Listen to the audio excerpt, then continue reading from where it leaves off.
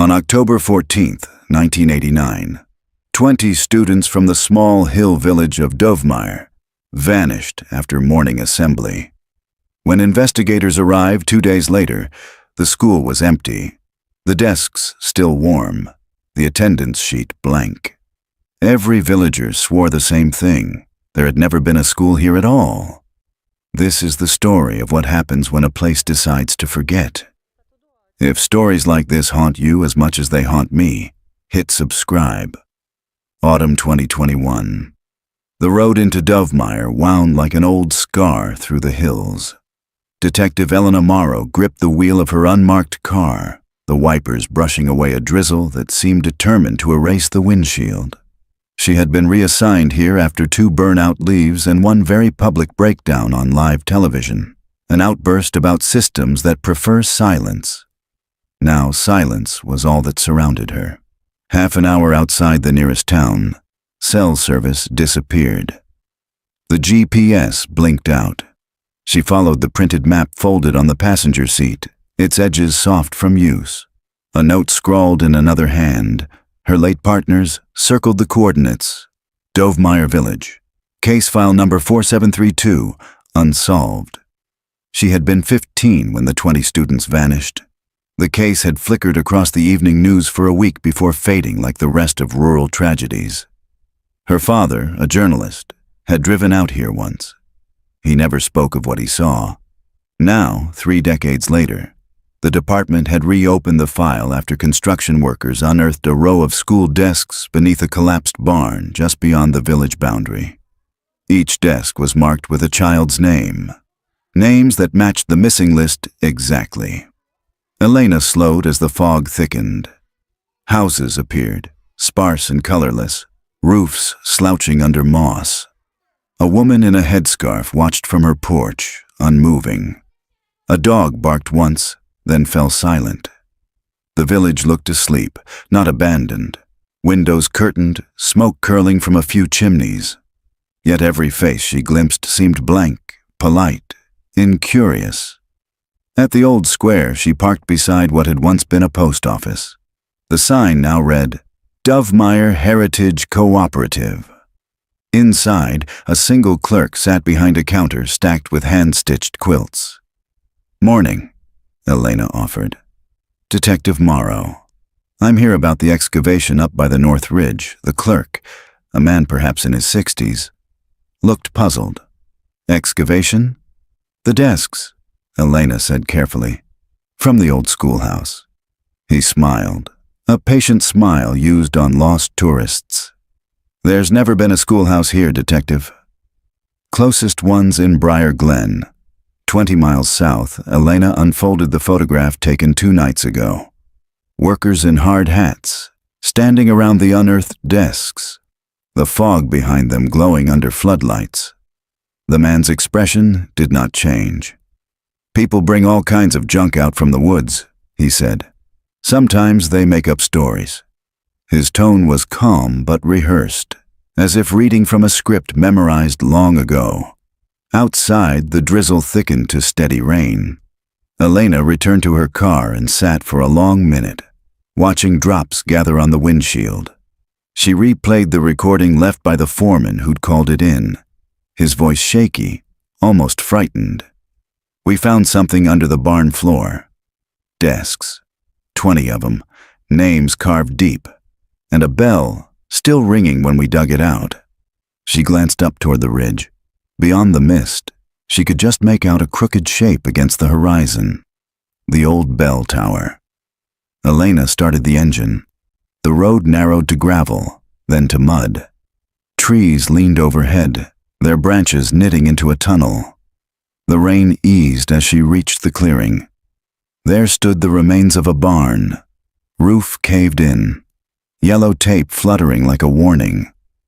The ground was scarred where excavation equipment had been pulled out.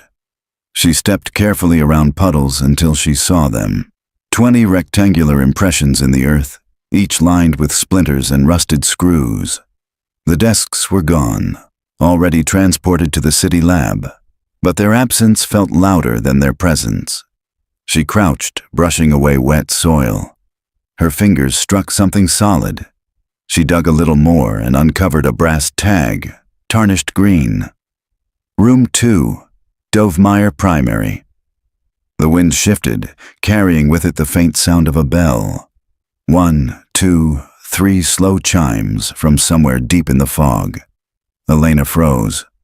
The ridge was empty, yet the sound persisted. A hollow echo, old metal on metal. She looked back toward the car, half expecting someone to be standing there. No one. When she finally turned back, she noticed footprints leading away from the excavation site. Child-sized, bare. They trailed toward the tree line and vanished into the mist. Elena's pulse quickened. She reached for her camera, snapped a series of photos, and followed a few steps into the woods. The ground smelled of rain and something older, iron, maybe blood. The prints faded on the moss, but ahead she saw a faint glimmer, like glass catching the dim light. It was a window pane. She pushed through the undergrowth until the outline of a structure emerged. A single-room building, its roof intact, walls swallowed by ivy. A school bell hung crooked above the door, green with age. Elena touched the wood. The door opened easily. Inside, dust motes drifted through the weak light filtering from cracks in the boards. Desks stood in neat rows, 20 of them, each paired with a small chair. On the chalkboard, faint writing remained. October 14th, 1989. Attendance 100%. Her breath caught. If the desks were here, what had they found under the barn? A shiver ran through her. The bell above the doorway rang once, softly, though no wind stirred. She stepped back into the clearing. The fog pressed closer now, muffling the world. Her phone, long since searching for signal, flickered suddenly to life. One unread message from an unknown number.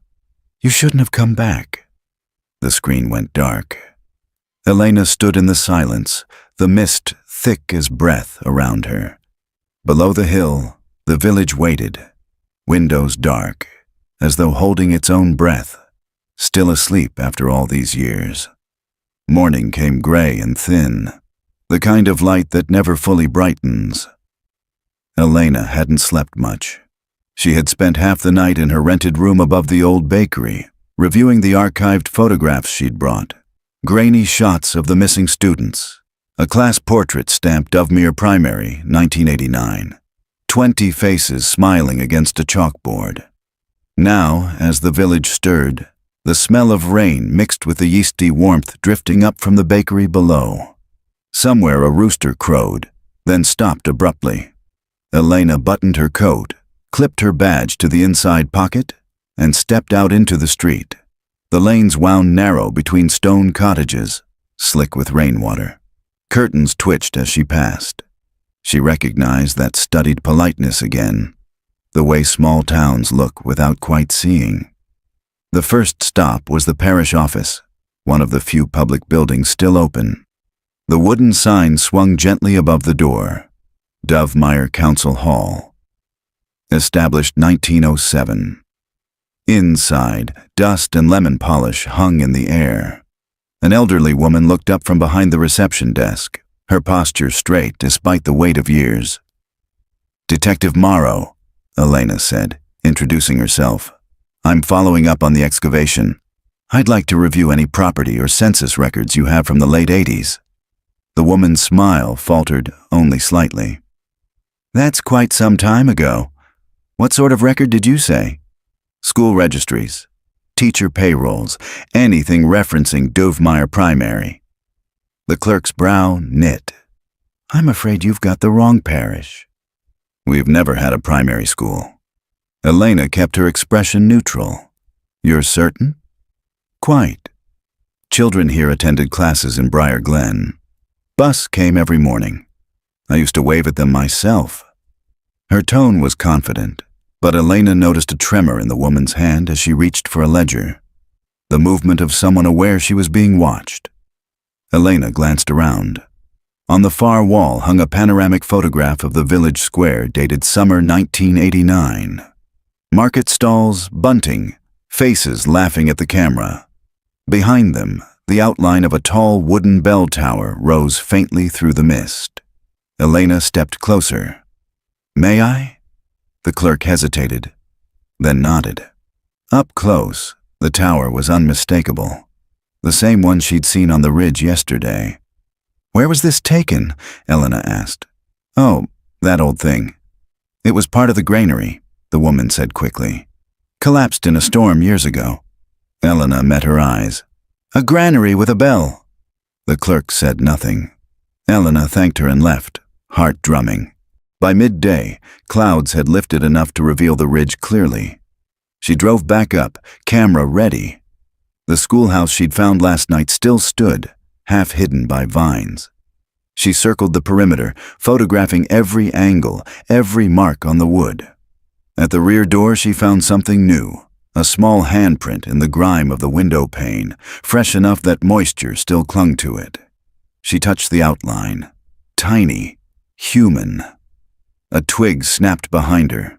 Elena spun. A man stood a few yards away, tall and wiry, wearing a heavy coat despite the mild air. His face was long, eyes pale blue, expression unreadable. "You're trespassing," he said calmly. "I'm investigating," Elena replied. "Detective Morrow, and you are?" "Cal Reeves, warden for this land. You mean caretaker?" "Same thing." His gaze flicked past her to the building. "You shouldn't be here." "Why not?" "It's dangerous. Ground's unstable. I'll take that risk." Cal studied her. "People round here don't like outsiders digging up ghosts." "Ghosts don't mind questions," Elena said. He gave a faint smile. "Then maybe you haven't met ours." Without another word, he turned and disappeared into the trees. Elena watched until the forest swallowed him. Then she went inside once more. The desks hadn't moved. On the chalkboard, a single new word had appeared, traced in the dust. "Listen." Her throat tightened. She took photos quickly, forcing rational thought to anchor her. Someone could have slipped in overnight. The word could have been there before and simply caught the new angle of light. Still, as she left, she noticed the air seemed warmer, humming faintly, as if the building itself exhaled. Evening fell early.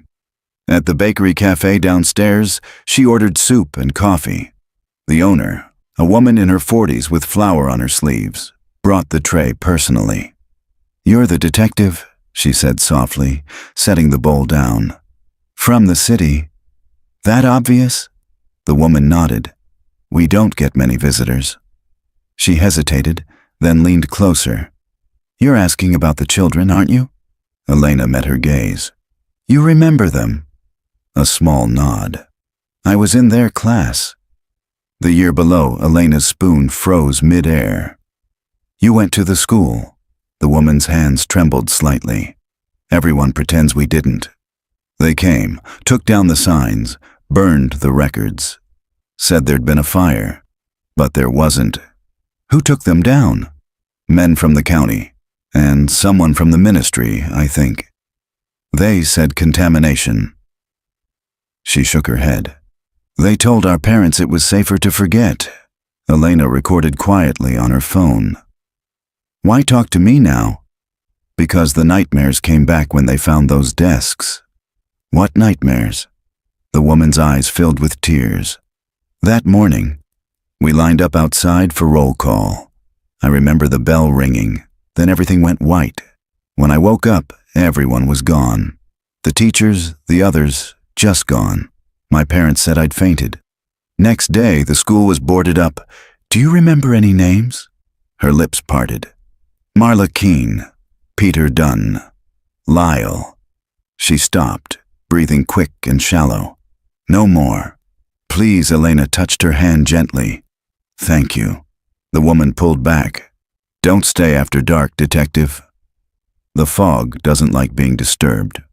Later that night, Elena sat by the window of her small room, watching mist creep down from the ridge. Her laptop hummed, photos of the chalkboard magnified on the screen.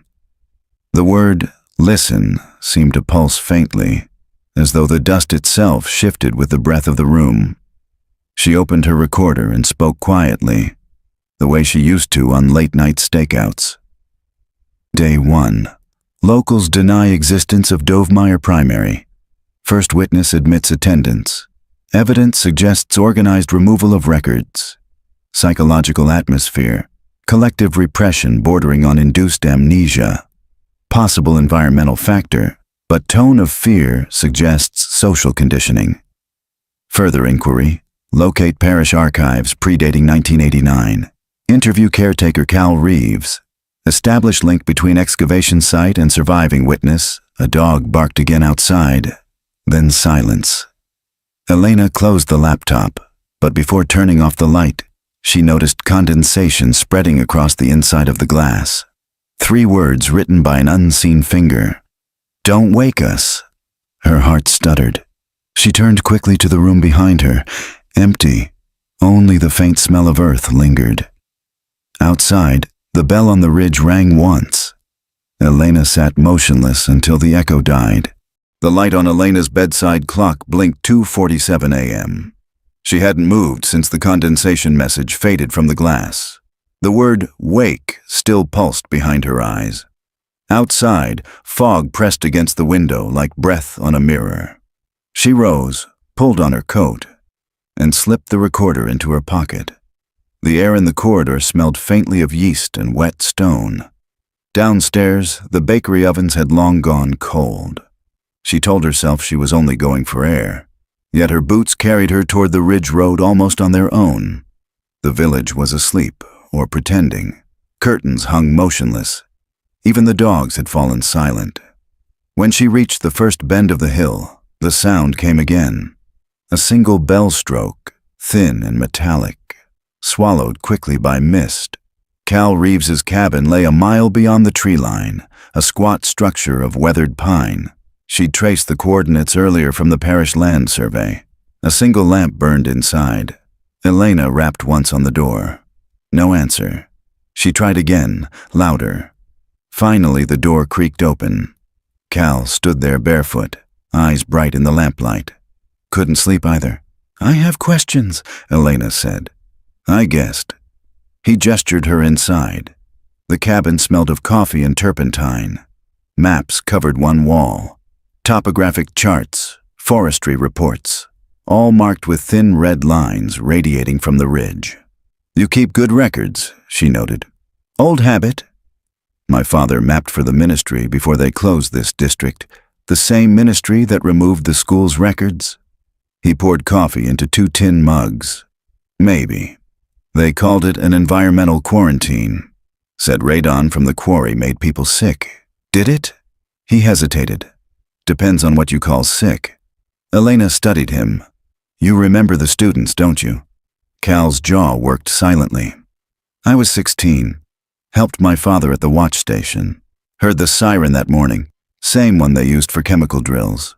When we went down, the place was empty." "You told no one?" "We did. Officials came by sunset, told us it was a training exercise gone wrong, threatened prosecution if we spoke. Prosecution for what?" He met her eyes. "For remembering." Rain tapped the windows. Elena unfolded her phone, showing him the photograph of the desks unearthed beneath the barn. "You saw these?" Cal exhaled. "They weren't buried there originally. The ground around the barn's too new. Someone moved them after when? Within the last year, maybe less.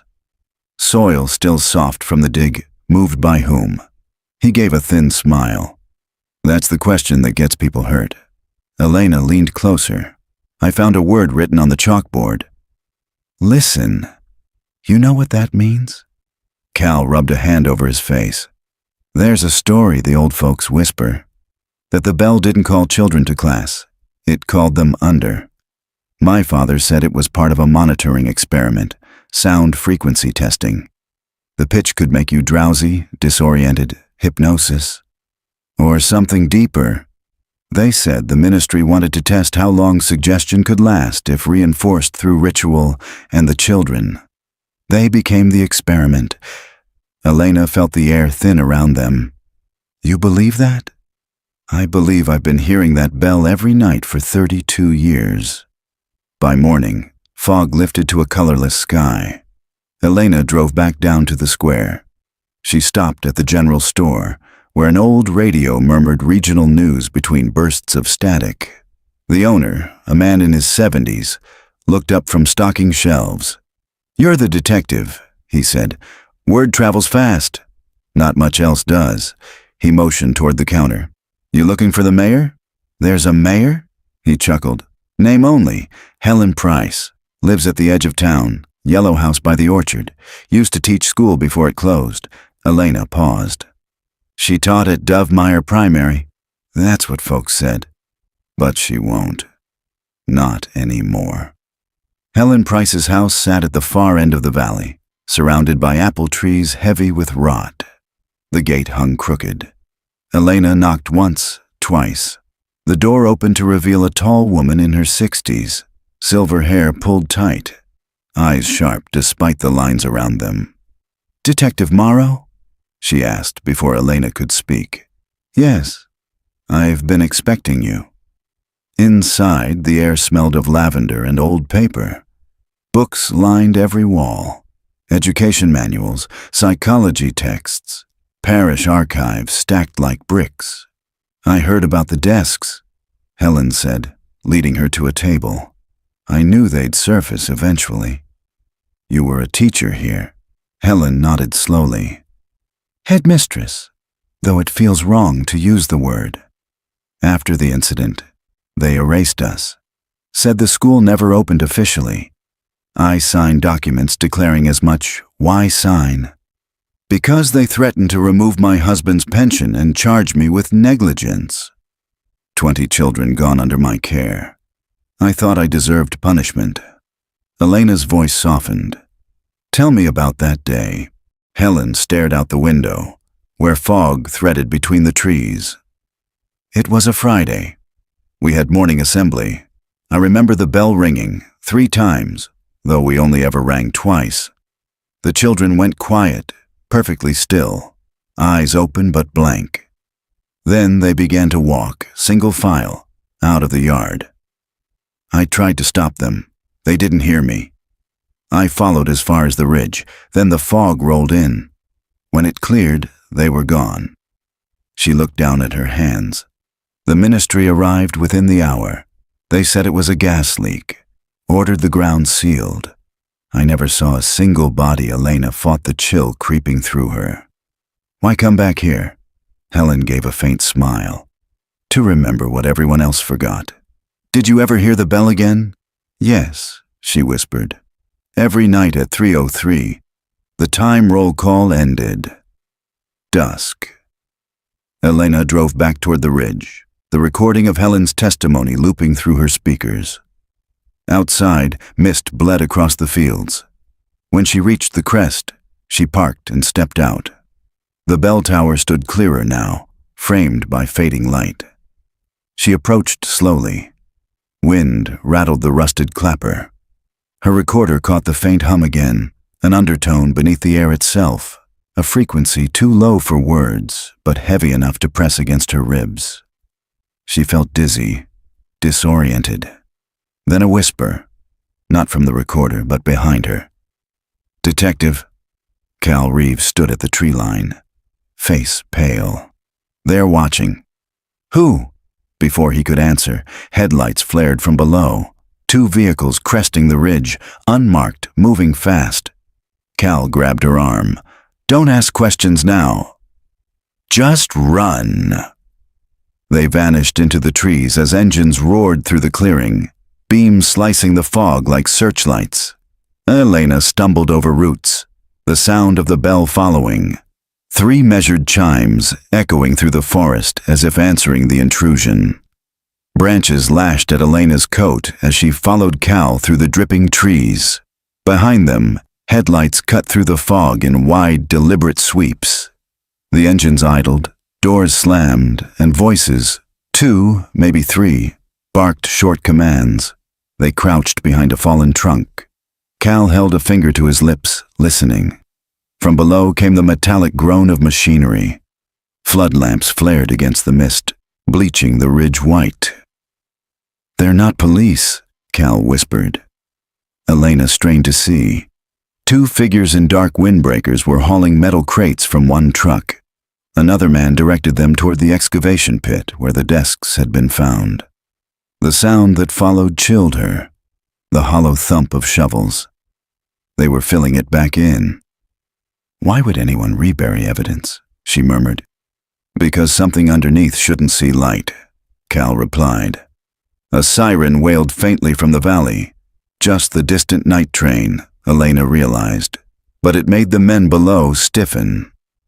One of them reached for a radio. Cal leaned close. "We can't stay here. They'll sweep the ridge." They retreated deeper into the woods until the lights vanished behind trees. The forest thinned onto a service path leading toward the abandoned quarry. Moonlight caught pools of standing water, pale as mercury. Elena's breath fogged in the cold. "You said your father worked for the ministry. Did he ever mention what they were building out here?" Cal nodded slowly. "A listening station. Underground. They said it was for geological readings, but I saw equipment. Coils, resonance chambers, speakers big as cars. Sound testing again. Yeah, the bell was only the surface version." They stopped near the quarry rim. Below, the rock face dropped 50 feet into black water. A single rusted sign clung to a fence post. "Property of the Ministry of Environment. Entry prohibited." Cal crouched beside a weathered hatch half buried in moss. "Help me with this." Together they heaved until the latch gave with a metallic crack. The smell that rose was ancient. Wet stone and iron dust. A narrow stairwell spiraled down into darkness. Elena switched on her phone's flashlight. "You've been here before?" "Once, but it wasn't safe then." He descended first, boots scraping concrete. The air cooled sharply as they reached a corridor lined with peeling tiles. Old ministry signage pointed to rooms labeled Archive, Acoustic Lab, Control. Elena's light flickered over a wall where someone had written in chalk, "We slept, but the echo did not." She felt her stomach tighten. "Someone's been down here recently." Cal examined the dust. Footprints, fresh ones, more than two. From deeper in the corridor came a faint, rhythmic pulse. Not machinery, breathing or something that imitated it. Elena lifted her recorder instinctively. The sound grew louder, steady as a heartbeat, echoing off the walls. Cal's whisper was barely audible. "That's the bell frequency. Still running after all these years." The corridor narrowed until the ceiling pressed close above them. Rust flaked down like ash. Elena's phone light skimmed a trail of exposed cabling that disappeared into the dark. The hum in the walls grew deeper, a steady oscillation that seemed to pulse against her ribs. They reached a set of metal doors labeled Auditory Testing Chamber 1. A faded warning sign read, "Prolonged exposure may cause disorientation, nausea, or involuntary sleep responses." Cal's hand trembled on the handle. "They built 6 of these," he murmured. "Dad said they were experimenting with infrasonic fields, sounds you can't hear but still feel." Elena eased the door open.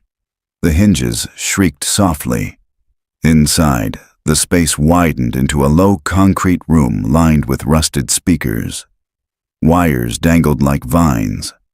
In the center sat a circular platform surrounded by wooden chairs, 20 of them bolted to the floor. Dust covered the seats, except for one near the edge. That one looked recently used. Elena swallowed hard. 20 chairs, she said quietly. For 20 students. Cal crouched near the platform. "Look at this." A pattern of grooves radiated from the floor, like the cut of a record, etched into cement.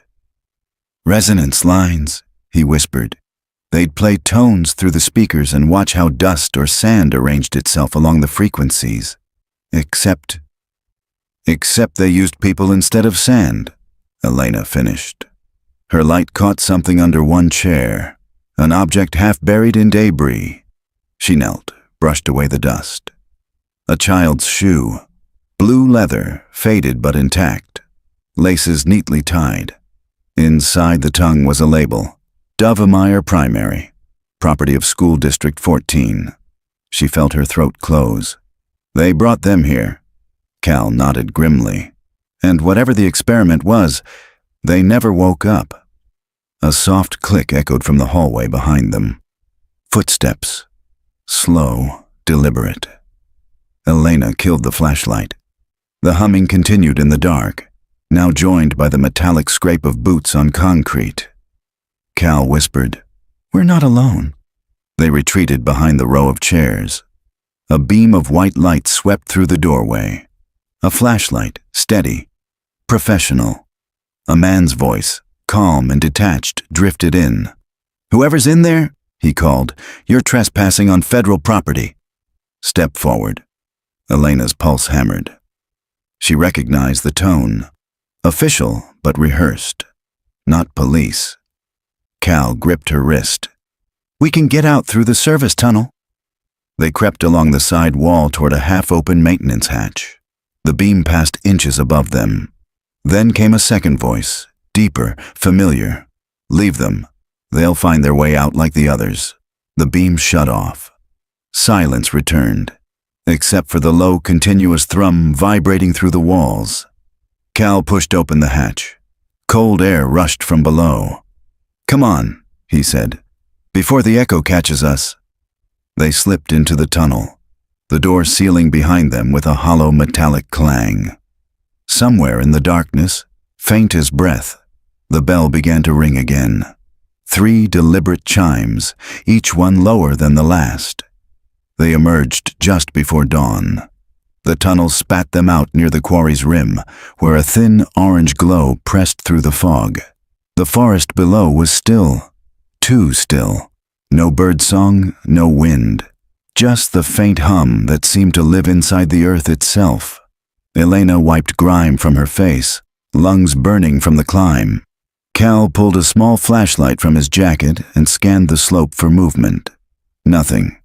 The 2 trucks from the night before were gone, leaving only deep tire ruts and the faint smell of diesel. They stood in silence for a long moment. "Whatever they were doing down there," Elena said, "someone's still maintaining it." Cal nodded. "Someone with authority. That man, his voice. He wasn't local." Elena pulled out her recorder and checked the last file. The waveform was erratic, distorting each time the bell had sounded. "Every frequency between 30 and 40 hertz is corrupted," she muttered, like the audio itself was put to sleep. Cal stared at her. Maybe that's the point. They started down toward the village. Morning light filtered through the mist, revealing the quiet main street. The bakery's sign creaked in the wind. Nothing stirred. Yet as they passed the square, Elena noticed something new, fresh flowers at the monument. 20 stems of white bell-shaped lilies arranged in a perfect circle. "Who put those there?" she asked. Cal shook his head. "No one's been up this early." "Maybe Helen. She didn't strike me as sentimental." "Then maybe she isn't the one remembering them." They reached Elena's car by the old inn. She wiped the windshield and froze. Written in the condensation, same uneven hand as before, were 3 words. "They are below." Her breath caught. "They know where we went." Cal scanned the rooftops. "We have to move." "Not yet." Elena snapped a quick photo of the message before the words began to fade. "I need to get this to someone outside the parish." "Who do you trust?" She hesitated. "Nobody in Dovemeyer." "Maybe someone at the state archives. If the ministry really scrubbed the records, there'll be paper ghosts left behind." Cal gestured toward the car. "Then we go to the Capitol." Elena slid behind the wheel, adrenaline masking exhaustion. The engine coughed to life. As they drove past the orchard, she glanced toward Helen Price's yellow house. Curtains fluttered. For a heartbeat, a face watched them from the window. Someone younger than Helen, pale, motionless. Then it was gone. "Did you see that?" she whispered. Cal turned too late. See what? She didn't answer. The figure's stillness had felt unnatural, like watching a sleeper who was standing upright. They drove until the fog thinned and the road widened into the highway. The village disappeared behind the tree line. Elena exhaled shakily, forcing herself to focus on the future. You said your father kept his ministry papers, she said. Do you still have them? Cal nodded. In my workshop. I never threw them out. Then that's our next stop. He looked uneasy. You sure you want to read what's in them? Elena gripped the steering wheel tighter. After what we saw tonight, I need to. Cal's workshop sat at the edge of the valley, half swallowed by vines. The building leaned toward the woods, its tin roof dented, windows blind with dust. Inside, the air smelled of oil, pine sap, and old paper. Tools hung neatly from hooks. Against one wall, a cabinet waited under a tarpaulin. Cal hesitated before uncovering it. Dad told me never to open this unless the bell rang again. It's been ringing for decades, Elena said softly. He peeled back the tarp. Inside lay a row of steel binders, ministry seals faded to gray. Each spine was numbered in ink. He lifted one marked Project Somnus. Phase 1. Elena set her recorder on the workbench, switched it on, and opened the file. Photographs spilled out. Classroom interiors, aerial shots of the quarry, and faces of children in uniform lined up before the bell tower. Beneath them, typed notes read, Subjects exhibit synchronized response within 3.7 seconds of signal activation. Duration of induced dormancy, variable. Her throat tightened. Dormancy. Cal skimmed another page. They were testing long-term neural suppression, low-frequency sound to induce a collective dream state. She read further. Objective.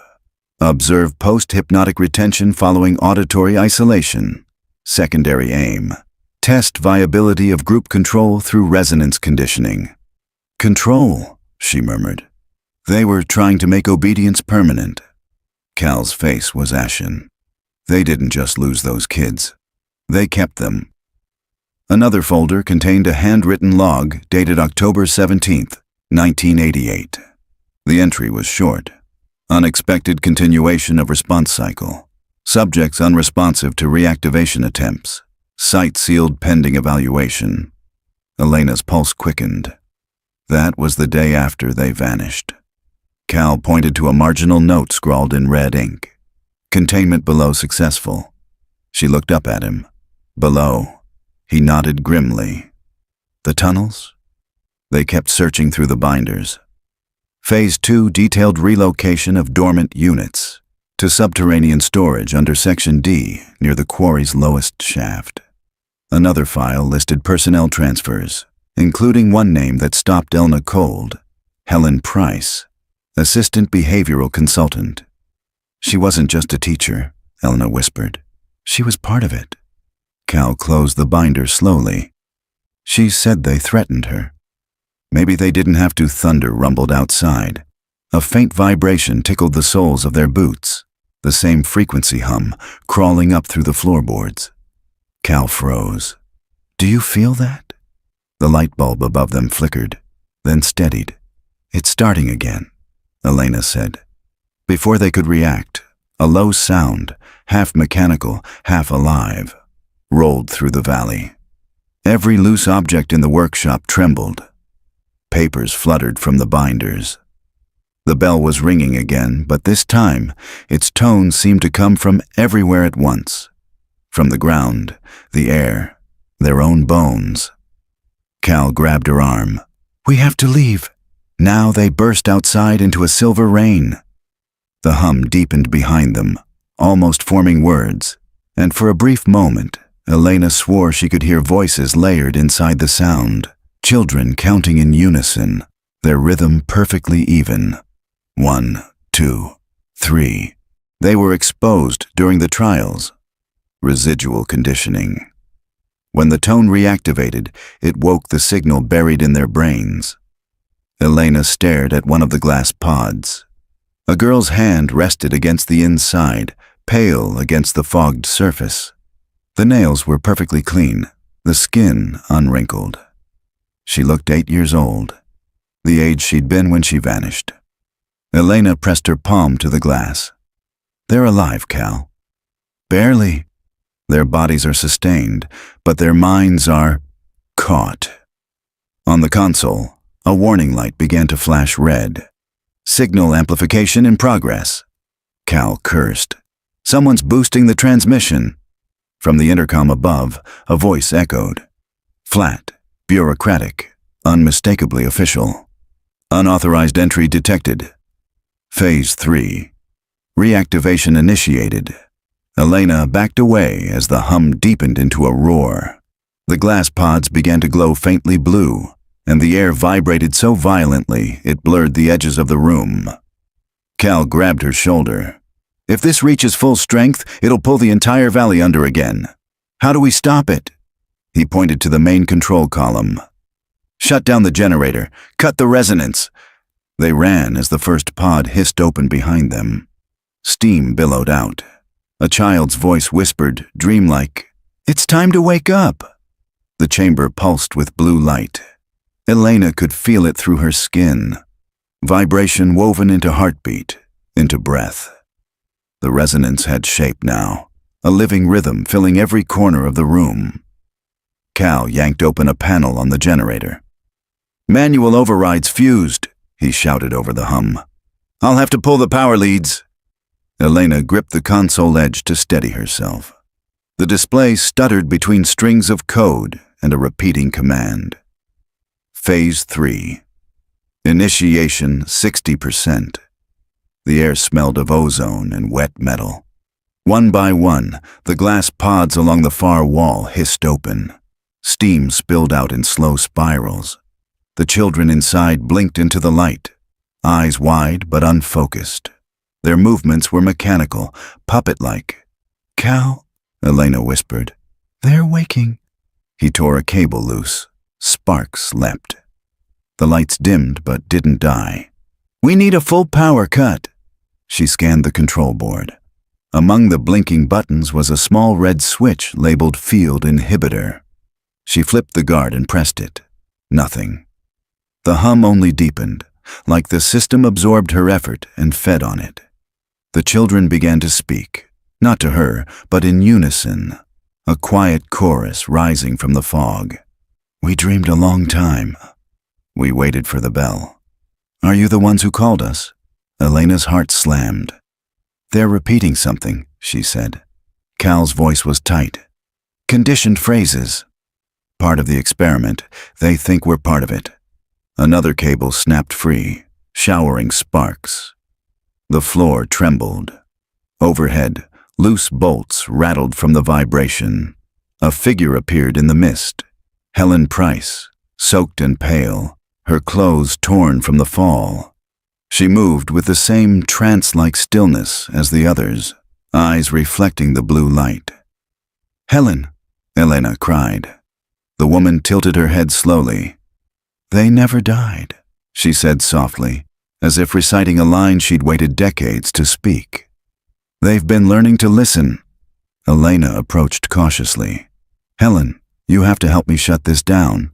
"It can't be shut down," Helen whispered. "It's awake now." Her pupils dilated. "We all are." Behind her, the children turned toward the central dais. The hum rose into a tone so pure it erased thought. An unbroken note that blurred the edges of the world. Cal shouted something, but Elena couldn't hear him. She could see his mouth move, see his hands reaching for the main switch, but the sound drowned everything else. The light strobed faster, the air folding inward.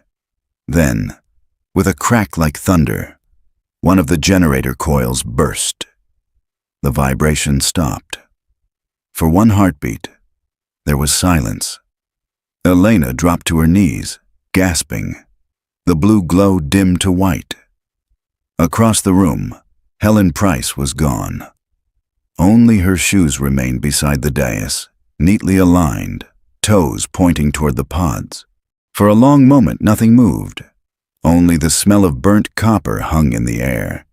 Then the first child stepped out of the fog. A boy of maybe 9, his uniform still crisp, eyes open but strangely clear now. Human again. Elena rose slowly. "It stopped," she said. "You're awake." The boy blinked. "Where is Miss Price?" Cal crouched to meet his gaze. "She went home, son." "You're safe." But the boy shook his head, small shoulders trembling. "No one goes home until the bell rings." Elena felt a cold tremor run down her spine. Around them, the other pods began opening, releasing more children, each one disoriented, murmuring fragments of old classroom chatter, spelling lists, roll calls, nursery rhymes. Their voices overlapped into a ghostly murmur. She pressed the recorder to her chest. Date, 4:12 a.m. Generator disabled. 20 subjects recovered. Physical age consistent with 1989 disappearance. Neurological state. Undetermined. Cal moved to the console. The screen now showed static except for a single line of text pulsing in the corner. Somnus field suspended. Stand by. Suspended, he muttered. Not terminated. What happens when it restarts? He looked at her, jaw tight. We might not get a second chance. A sudden metallic clang echoed through the tunnels, distant doors slamming open. The children flinched as if to a command. They're coming back online, Cal said. We have to get them out. Elena guided the nearest few toward the stairwell. They moved stiffly, uncertain, as if waking from anesthesia. Each carried the same dazed wonder at the world beyond the chamber. Halfway to the ladder, one girl stopped, her gaze fixed on Elena's badge. Detective, she whispered, voice thin but lucid. You came when we called. Elena knelt beside her. We heard the bell. The girl nodded. It was lonely in the quiet. A tear traced through the grime on Elena's cheek. You're not alone anymore. The ground shuddered again. Warning lights flickered red. Cal shouted from below, Pressure's building. The rupture's flooding the lower vents. This whole place will cave in. He helped the last child onto the ladder. Steam hissed from ruptured pipes. Water pooled around their boots. One by one they climbed, the blue light dying behind them. When Elena reached the surface, the dawn had just broken. The valley lay hushed under a pale sky. No hum, no bell, only the sound of wind through grass. Cal emerged beside her, soaked and coughing. He looked back at the mouth of the shaft. It's over. Elena wasn't sure. In the silence, she could still feel a faint vibration underfoot, like a heart not quite finished beating. By mid-morning, the valley had quieted to a fragile stillness. Mist burned away under a weak sun, revealing the children huddled near the tree line, wrapped in blankets from Cal's truck. They sat close together, blinking at the daylight like nocturnal creatures seeing it for the first time. Elena moved among them, taking names where she could, scribbling notes. Marla Keene, she asked gently. A thin girl raised her hand. Elena offered a smile. You're safe now. The girl frowned as if puzzling over the word safe. Cal returned from the truck carrying a field radio. Signal's back. I can reach the regional office. Elena hesitated. When they hear what we've found, they'll send containment, not rescue. They'll come either way, Cal said. Better to call it in ourselves. He tuned the dial. Static hissed. Then a faint voice crackled through. Elena grabbed the receiver. This is Detective Elena Morrow, badge 1943. We have survivors from case 4732, the Dovemeyer disappearances. Request immediate medical response. Silence, then a clipped male tone. Repeat location. She gave the coordinates. The line clicked off without confirmation. They're coming, Cal said, though his eyes said he wasn't sure. An hour later, dust rose on the far road. 2 black SUVs rolled into the valley, government plates glinting. 4 men in gray field jackets stepped out. No insignia, no greetings. One of them, tall with close-cropped hair, flashed an ID so quickly Elena barely saw it. "Detective Morrow," he said smoothly. "We'll take it from here." "I want names," she replied. "Division of Environmental Safety," he said. "Our jurisdiction." She folded her arms. "These are living victims. They need hospitals, not containment." The man's smile didn't reach his eyes. "They'll receive every care necessary." "Please hand over your evidence." Elena held her ground. "Not until I speak to the district commander." He sighed. "You've done admirable work. But this operation is classified." "Stand down." Two of his men were already loading the children into vans, gentle but efficient. The children didn't resist. They moved as they always had, obediently, silently. Cal whispered, "They're taking them back." Elena stepped in front of the last group. "You can't." The tall man raised a hand. "Detective, I understand you're tired. You've seen things you shouldn't. Take a few days' leave. Someone will contact you." Her pulse pounded. "You can't bury this again." His expression remained calm. "Some stories keep the peace by staying buried." He turned and walked toward his vehicle. The engine started, doors shut with soft finality. Elena stood rooted as the convoy rolled away, the sound fading down the valley road. Only the wind remained. Cal touched her shoulder. "What now?" She watched the dust settle. "We find where they're taking them. And this time, we don't stop until the whole world hears the bell." By dusk, the valley looked ordinary again. The government vans had vanished beyond the hills, leaving only ruts in the mud and a handful of footprints leading nowhere. Elena and Cal stood by the ruined gate, the air heavy with the smell of ozone and damp pine. Cal rubbed his hands together. "They'll bury it again, just like before." Elena stared at the road. "Not if I'm faster." Inside the truck, she powered her laptop from the cigarette socket. The screen flickered, pulling a weak signal from a mobile hotspot she'd rigged earlier. Within minutes, she found the vehicle registry for the plates she'd memorized. "Not Ministry of Environment," she said softly.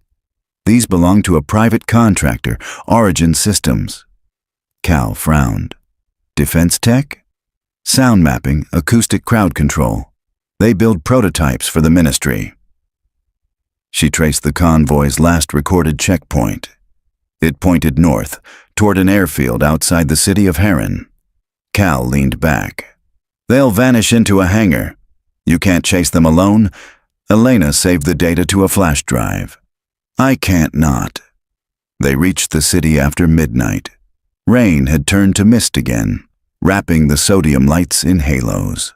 Heron Airfield stretched along the outskirts, rows of hangars behind wire fencing, a guard booth unmanned this late.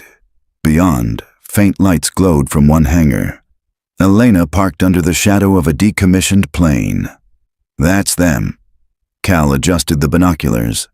Inside, men in gray uniforms moved between the black vans. A cargo ramp extended from the hangar floor to a waiting transport aircraft.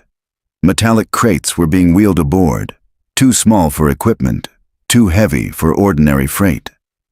"They're moving the pods," Cal murmured. Elena's pulse quickened. "They're taking them out of the country." She pulled out her camera and began filming through the windshield, grainy but enough to prove movement. "If I can get this to the press." A beam of light swept across the lot.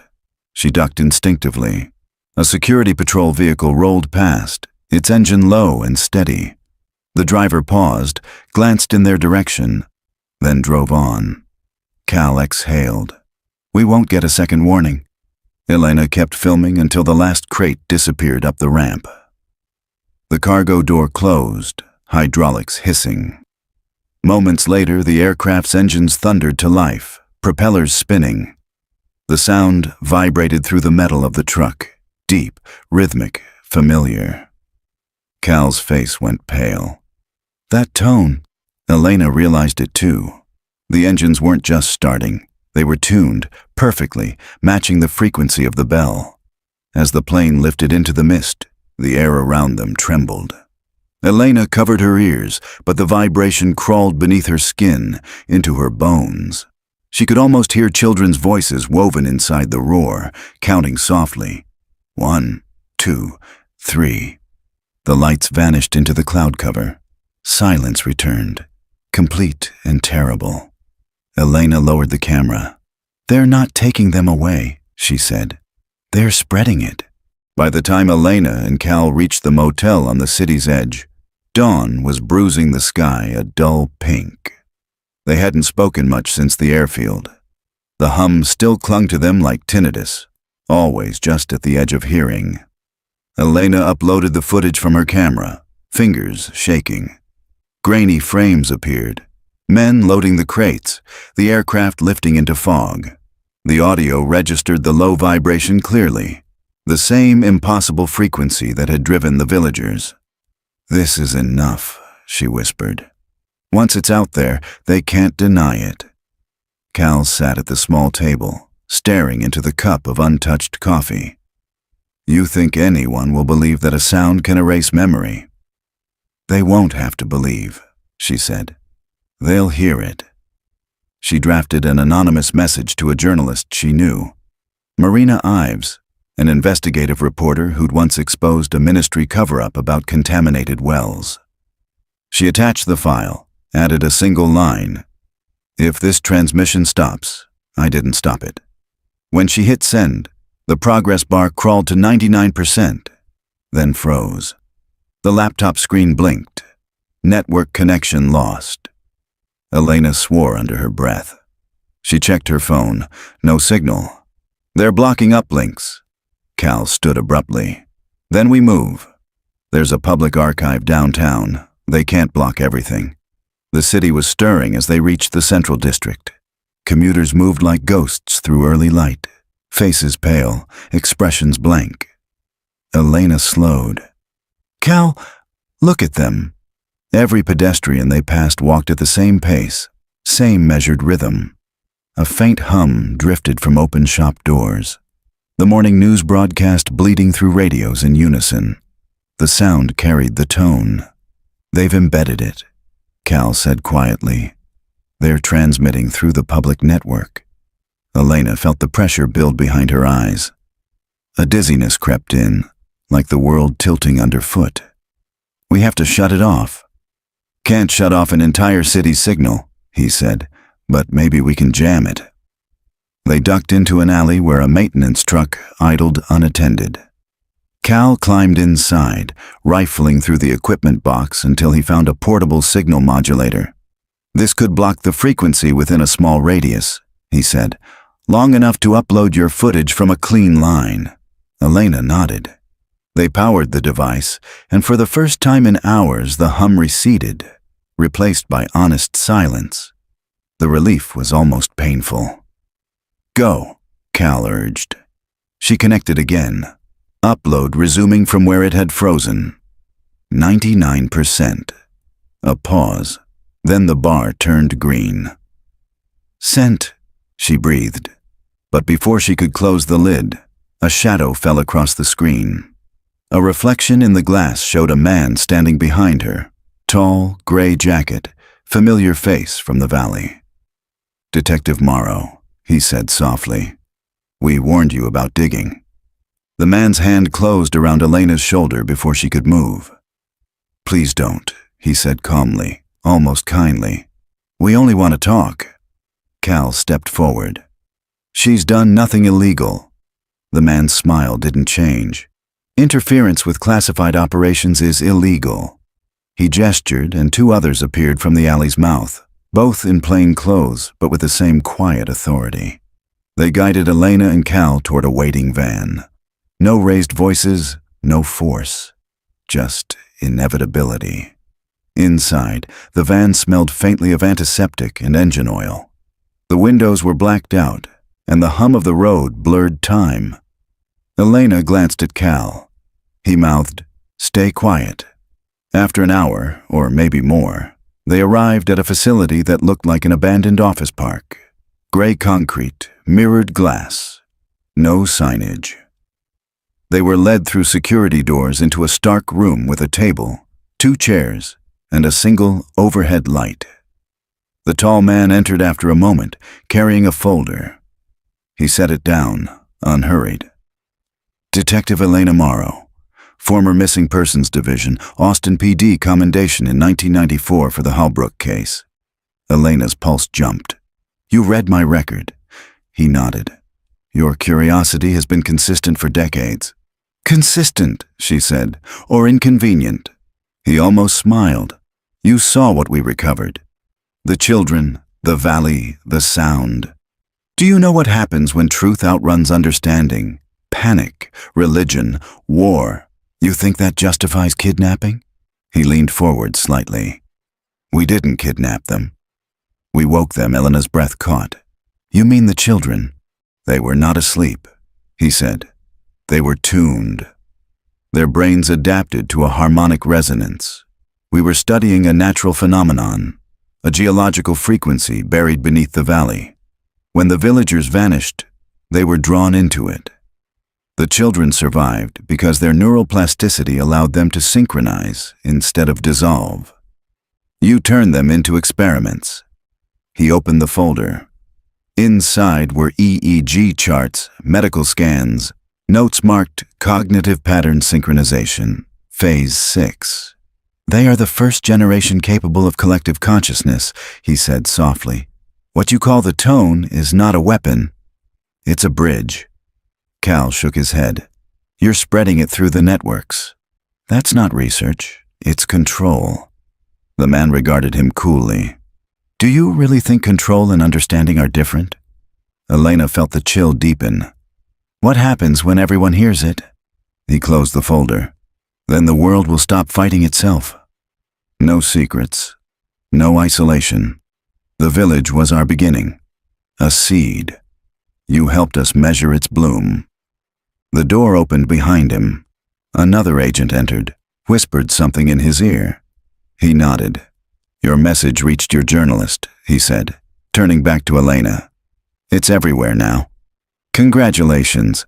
You've accelerated the process. He stood, straightening his jacket. You won't be detained. There's no need. Soon, you'll understand, too. The hum began again. Faint, low, everywhere. Elena didn't remember leaving the facility. One moment, she and Cal were in the gray interrogation room. The next, they were standing on the street in the city's fading afternoon light. Her laptop and camera bag returned as if nothing had happened. The hum still threaded the air like electricity after lightning. Pedestrians moved past them, too synchronized, too silent. Every few steps, someone blinked and tilted their head, as though listening to something far away. A low vibration passed through the concrete, the windows, the hollow of Elena's ribs. Cal steadied her elbow. We have to get out of the city.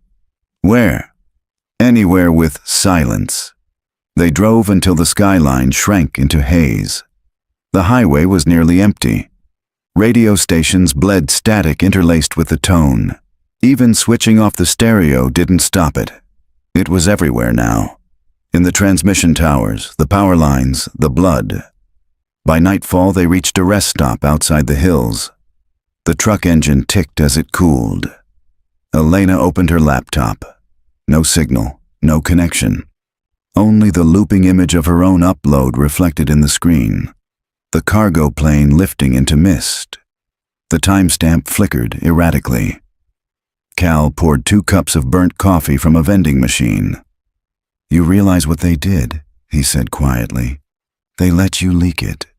That video isn't evidence. It's the vector Elena froze. What? They embedded the resonance in the file.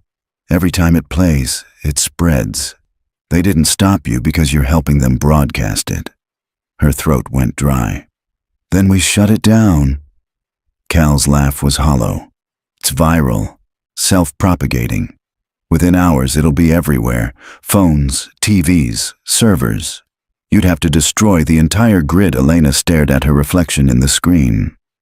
The faint tremor under her skin had returned, pulsing with her heartbeat. There's always a way back, she whispered. But as she spoke, Her voice fractured slightly, as if two frequencies overlapped. By morning, headlines filled every available signal. Mysterious audio phenomenon linked to sleep disorder. Global broadcast interference continues. Clips of the leaked footage looped on every channel, subtitled, dissected, remixed. The tone now threaded each version, faint but unmistakable. Elena watched from the motel bed, her hands clasped over her ears. It didn't help. The sound came from inside her skull now, soft, intimate, endless. Cal had barricaded the door, pacing like a caged animal. "I can feel it changing me," he said. "It's not just sound, it's memory. I keep remembering things that never happened." Elena turned to him slowly. That's what they meant by understanding. His eyes were red, unfocused. If it connects us all, what's left of us? Outside, the wind turbines turned lazily, each rotation matching the pulse in her temples. The world had begun to hum in harmony.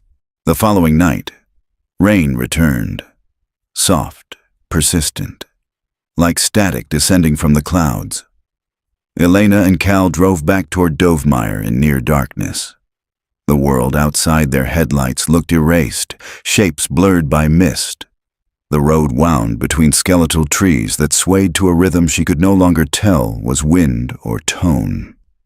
Cal's hands gripped the wheel so tightly his knuckles glowed. "If we can find the generator they built under the well," he said, "we can overload it, reverse the signal before it stabilizes." Elena glanced at him. His voice was thinner now, slightly out of sync, as if delayed by a fraction of a second. "You're changing too," she said softly. "I know." She touched her temple. "It's learning our frequencies." When they crested the final hill, the village appeared below, bathed in ghostlight. Windows glimmered, though no one moved inside. The air above the church shimmered faintly, as though heat rose from it. They parked by the graveyard. Every headstone hummed faintly beneath the rain, the names vibrating with a rhythm older than language. Elena opened her notebook, the one she'd carried since her first day investigating the case, and drew the pattern she'd seen etched into the bell years earlier. Cal knelt beside her. "That's harmonic notation," he murmured. "It's not sound, it's architecture. A map of resonance." "The bell wasn't forged," she said. "It was found." Thunder rolled. Somewhere below them, the tone deepened, shifting into a lower register that made the ground quiver. The church doors stood open, black against the glowing air. They entered. The bell lay cracked on the floor where the ministry team had left it. Rainwater streamed through the hole in the roof, pooling around it. The puddles shimmered faintly with light from no clear source. Cal crouched, examining the fissure. They replaced the striker with a resonance core. "If I can short the polarity..." Elena barely heard him. Her reflection in the puddle had begun to move independently. The other her raised its hand before she did, lips forming soundless words. "Elena!" She blinked. The voice wasn't from the reflection. It was inside her skull, intimate and impossible. "Lucia!" Cal looked up sharply. "Who?" "My daughter," Elena whispered. "She's part of it now." A shudder passed through the floor. The bell emitted a single, hollow note that seemed to inhale the world. Light burst upward, white and cold, freezing everything in silence for one impossible instant. Cal shouted something she couldn't hear. Then she saw his silhouette fling the core into the water, sparks erupting. The sound cracked, then reversed, folding in on itself like fabric torn through dimensions. When the light faded, Cal was gone. Only the bell remained, silent and blackened, its surface scarred by lightning. Elena fell to her knees. The silence that followed was absolute and wrong. It was the kind of silence that remembered sound. She whispered, "I'm still here." The echo whispered back, "Not for long." When Elena woke, daylight was leaking through the cracked church windows. The storm had passed, leaving a washed, soundless world.